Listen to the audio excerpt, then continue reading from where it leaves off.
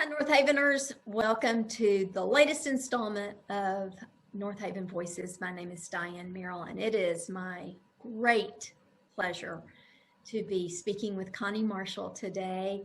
Connie's a longtime member of Northaven and just gives tirelessly her time and her talents, which are many. It's a little intimidating. And it's just really an honor to talk to you. So thank you for being with us. And how are you doing? I'm thrilled to be here and honored to be interviewed by you. Oh, you're sweet. It must be a little strange since you are usually the one doing the interviewing to be sitting on the other side of the other side, right? Table, as it were. Well, all right. My questions are somewhat wide ranging, so let's just jump in. Let's just jump in. Sounds good. Okay. So first, briefly, tell us your history, a little bit of your history and about your family, your sweet family, and what brought you to Northaven, because there's a little story in there as to how you ended up in Dallas and how you ended up at Northaven. Would you share that, please? I'll be happy to. I was born and raised in San Antonio. That will always be considered my hometown, even though I've been away for many, many years, but it's where I was born and raised. Had a wonderful set of parents. I have a sister who's 5 years older than I am. Then went to college in Seguin, which is about 30 miles east of San Antonio at Texas Lutheran. Very, very, very small school, but I really, really loved it. It was probably that was probably one of the highlights of my life, was my college experience. It was just wonderful. I just loved it. Then What'd you major in, Connie? Sociology. Oh, that's why you always have the right words to say to me whenever. Well, it's because have always been fascinated by people. I'm just fascinated with the study of people and why people do the things they do. And so, so wasn't exactly sure what I was going to do with that degree. And I kind of wound up actually never really doing anything with that particular degree. So then I was graduated from college in '71. My senior year of college, I met my then later on husband, who we met through a mutual friend, and he lived in Iowa and was finishing up his degree. And so we dated long distance for a couple of years, and he was happy to leave the snow and cold weather of Iowa and move to Texas. So we were married in '74.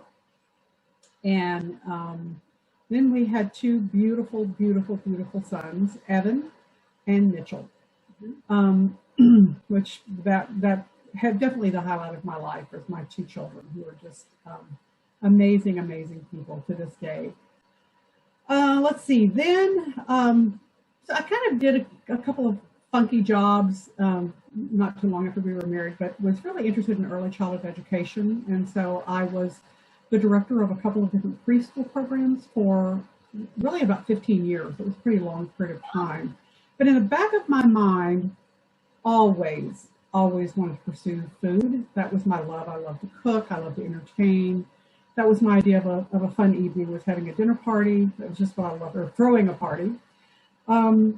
So I always sort of knew I wanted to do this, and it would take about 4 or 5 Northaven voices to tell you the whole story of what happened. But I wound up leaving early childhood rather abruptly, to say the least, and found myself without a job. And my husband said, you've always talked about this restaurant thing. Why don't you think about pursuing that?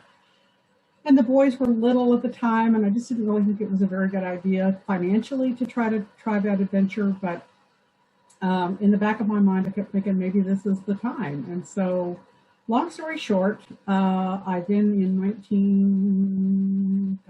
79, 80, somewhere in that vicinity, opened my first restaurant. It was called Seasons Cafe and Bakery. My menu changed with the seasons. And if you've ever been to Corner Bakery here in Dallas, it would remind you a lot of Corner Bakery, a whole lot of that Corner Bakery. It had a big baker display case when you first walked in. It was kind of soup, salad, sandwiches. Anyway, it was, I'm fortunate to say I never had to buy any red ink. It was very successful. And within a couple of years, I was approached by a broker to open a second location, which I did, and then a third location. So I had 3 locations which made for a very, very, very busy life. Yeah. The boys were obviously very young at the time, but loved spring break and summer and Christmas holidays when they could come help, and they'd bus tables and that kind of thing. So their family thing. Yeah, their fingers were kind of in the food business for, at a very, very, very early age. Let's see, then fast forward to 2001, and my then husband of almost 30 years came out, and we divorced, and he moved to New York, and suddenly I was by myself. Yeah. That was in August of 2001. 3 weeks later, 9/11 happened, and it was the beginning of the end of my business. Yeah. Because people just stopped eating out. And Yeah. it was financially just a really, really, really rough time. Yeah. So I wound up staying open until 2003, but things just, I had about 4 or 5 cents in the bank by the time I left. So it was pretty sad. And I kind of spent the next couple of years floundering, trying to figure out what I was going to do. Then in 2006, Evan, who by this point was the youth minister at our church that we had been members of forever in San Antonio, got a job offer in Dallas. Mm-hmm. And he said, we would love it if you would come with us. And my first reaction, and at that time my grandson was 2 years old, and the thought of not being around him was more heartbreaking than I could begin to explain to anybody. So I sought wise counsel, and the wise counsel that I sought said, okay, they invited you, they want you to be there. And in America, we need to learn to be more like our Eastern brothers and sisters, where grandma and grandpa and aunts and uncles all kind of live together. They want their child to have a grandmother nearby. So it was kind of permission granted. Mm-hmm. So I knew I couldn't come to Dallas until I had a job. So I started looking for a job, and actually pretty quickly was able to find a job in the Garland School District in their food service department. I was what was called a field supervisor, which was kind of like a health inspector. I drove around all day to schools and checked kitchens and that kind of stuff. And that went really, really well. I joined the church that Evan was hired at as the youth minister. It was Sun Creek United Methodist Church in Allen.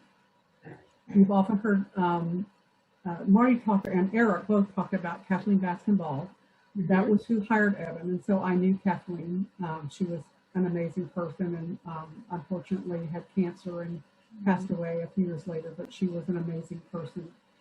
However, that said, even as much as I loved her, the church was just not a good fit for me. It just didn't feel right for a lot of reasons. I was really unhappy. And so after I'd been there for, I don't know, a year or two, I decided it was time to start looking somewhere else. So I started looking and looked up reconciling churches on the internet and found Northaven. After visiting a couple of other churches, which also I knew weren't good fits, so I found Northaven. During all of that, which now we're at about 2009, is also when the economy crashed. Right. So I was called into the office at my Garland job and told that I was the last one hired, so I was the first one to be let go. So now I've lost 2 jobs because of the economy. Right. No fault of my own, but right. That's what happened. So that's how I found Northaven, and that's a little about my life. Oh, wow. Lots of ups and downs. I appreciate you sharing that with us. I do.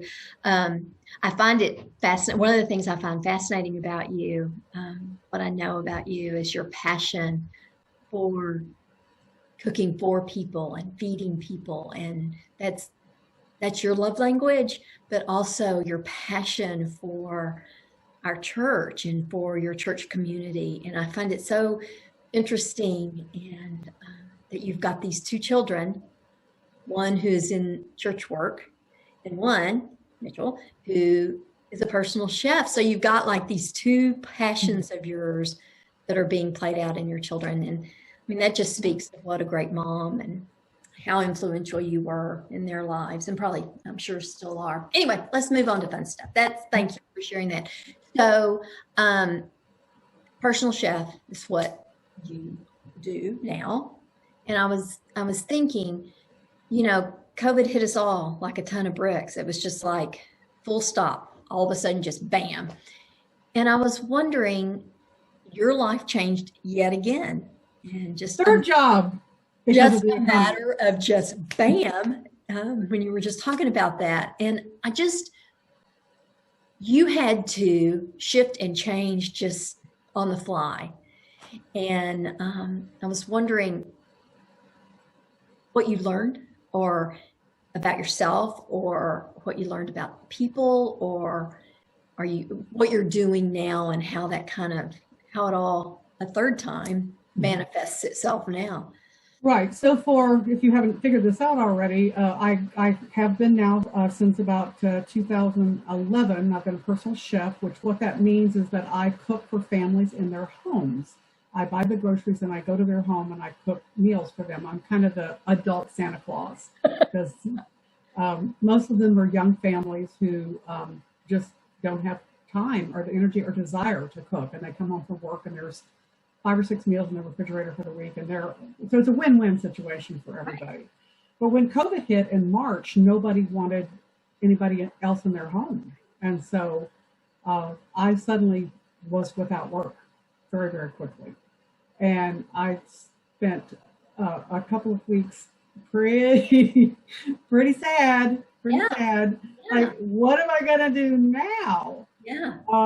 And then I kind of hit on this idea of what I call quarantine cuisine, which means that I actually cook from my home.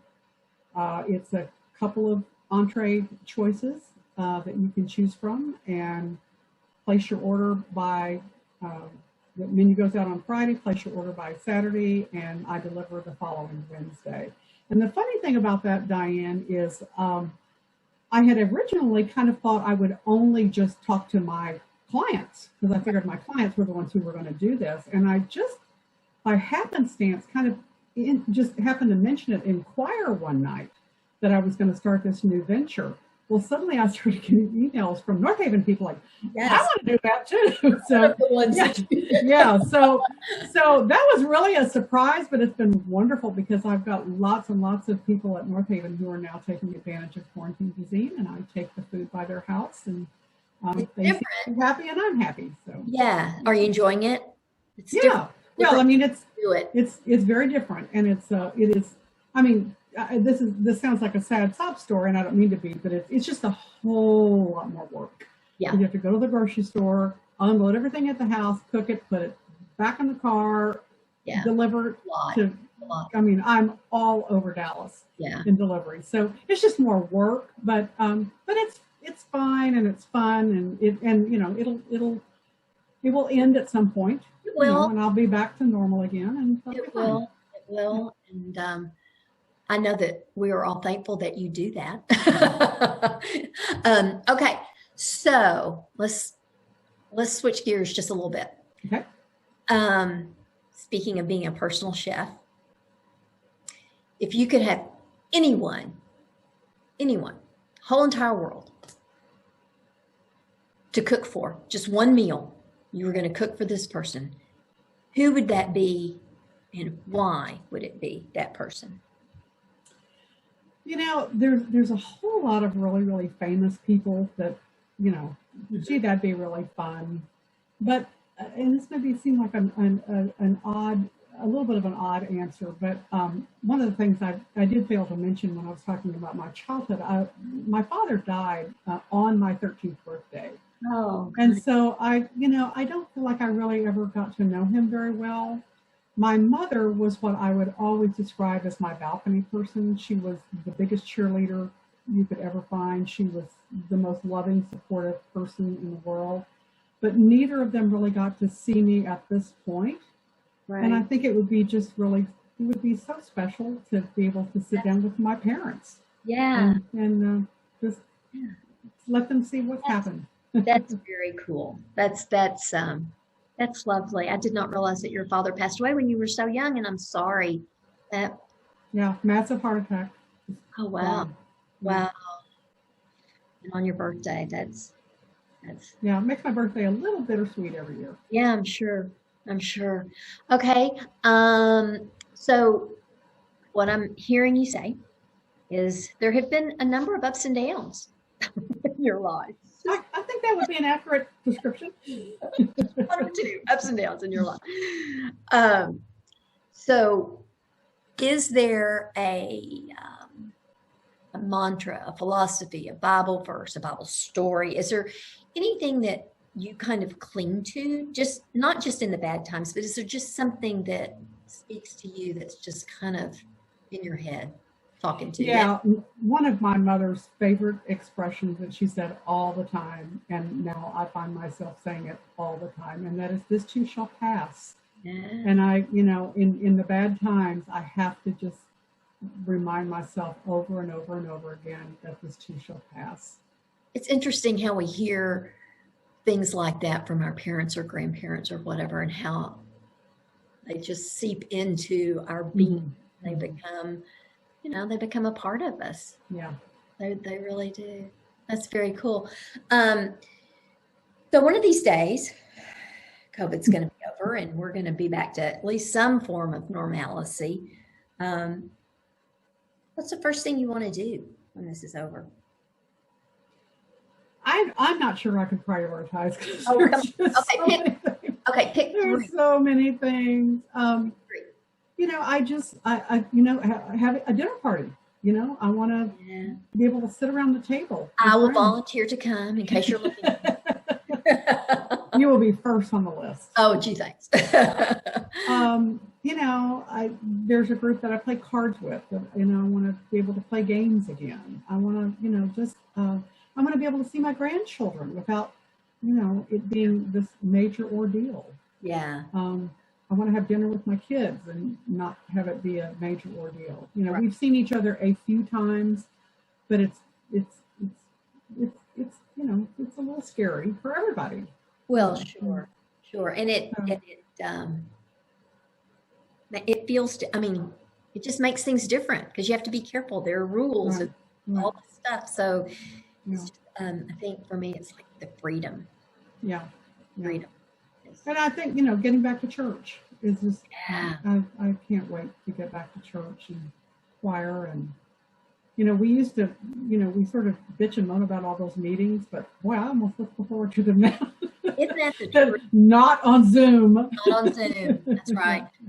One would think that by now I'd be a Zoom pro, but I can barely log on at all. So when you think about Northaven and you think about our church community, what do you think about? What do you love? What makes you feel at home? What is it about us?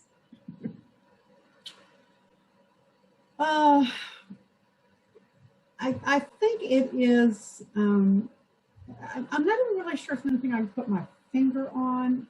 And I've heard this same thing from really countless people in various meetings when they'll ask, how did you come to Northaven, and that kind of thing. And this was exactly my experience too. And that is that when I walked in the door, I knew. I don't know why. I can't tell you why. I visited, as I said, I visited about 3 other churches before I came to Northaven. Didn't have that feeling at all. Didn't have that feeling. In fact, really couldn't get out fast enough. Yeah. The church in Allen was the people were lovely. They were lovely people, but we just didn't connect. And there's just something about the aura, I guess, at Northaven that I just kind of knew immediately. And then the more I went, the more that became truer and truer and truer. That it's just such a wonderful group of people. I'm real interested in and I love good art, and so that was a real draw because it's such an artistic community. I'm real. Music is so important to me. Yeah. And, music was important. So yeah, a lot of good things that were great. Well, we sure are glad that you ended up with us. And like I said at the beginning, sharing so much of your time and your innumerable talents. It really make our church what our church is. And we owe you a debt of gratitude, Connie. Thank you. Always just being there. Before I go, one last question. When do you feel closest to God? And what is it about that? Well, there really would be no question that it's music. One of the things that I've done during COVID that I had never done before, because I was in choir and I always was able to sing. I find myself at least 2 or 3 times a week, I will go on YouTube and find a choir. Just find a choir and we'll find a song that I particularly like, or a hymn or an anthem that I really like, and we'll just sing, and that is, I can hear a great sermon, and yes, that's wonderful. And there are a lot of things I can, have a great lesson in Sunday school that's great and moving. All those things are good, but music is what absolutely speaks to my very, very the core of my soul. Yeah. That's when God feels the most present to me. Yeah, it's powerful. It is powerful. Well, I appreciate you taking time to visit and time to share a little bit about yourself. I see Sammy in the background. Yeah, anybody that can see Sammy. Yeah, Sammy the dog. There he is. So this is Sammy Davis Jr. Yep. He's named that because he only has one eye. So cute. He's a lot of fun. Well, yeah. He's a good dog. He's a good dog. He's a sweet boy. He has his moments. He has his moments like the rest of us. Yeah. For the most part, he's a really good dog. Yeah. Thank you so much. Yeah. Enjoyed it. Honey. And I'll see you on Zoom soon, I bet. Okay. And hopefully I'll see everybody back at church someday really soon. Someday soon. I miss all of you so much. Yeah. Yeah. Everybody be safe. Stay well. And we'll talk soon. All right. Thanks. Thanks, Connie. Bye. Bye.